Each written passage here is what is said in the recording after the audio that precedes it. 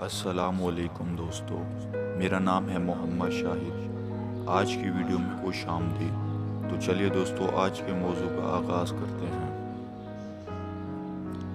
ایک مرتبہ کا ذکر ہے کہ حضرت ابراہیم علیہ السلام دریا کے کنارے بیٹھے اپنی گڈھڑی سی رہے تھے۔ اچانک وہاں سے ایک وزیر کا گزر ہوا۔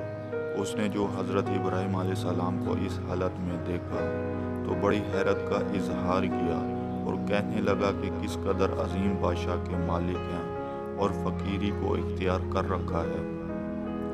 بادشاہ ہو کر فقیر کی طرح گڈھڑی سی رہے ہیں، جبکہ ادھر ان کے نہ ہونے سے سلطنت برباد ہو رہی ہے۔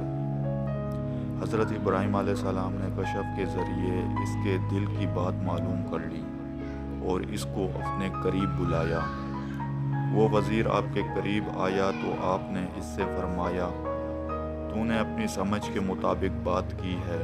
اس کے بعد آپ نے اپنی سوئی دریا میں پھینک دی اور پھر بلند آواز سے پکارا کہ میری سوئی مجھے دو۔ اچانک دریا کے اندر سے ہزاروں مچھلیاں اپنے اپنے منہ میں سونیب کی سوئیاں دہائے ہوئے پانی سے باہر نکلیں۔ حضرت ابراہیم علیہ السلام نے پھر آواز دی، اے اللہ، مجھے صرف میری سوئی چاہیے۔ چنانچہ اسی وقت ایک دوسری مچھلی برآمد ہوئی جس کے منہ میں حضرت ابراہیم علیہ السلام کی سوئی تھی۔ آپ نے سوئی اس مچھلی سے لے لی۔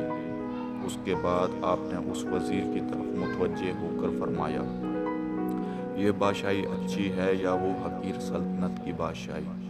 پھر خود ہی فرمایا، یقیناً یہ بادشاہی حقیقی بادشاہی ہے اور سب سے اچھی ہے۔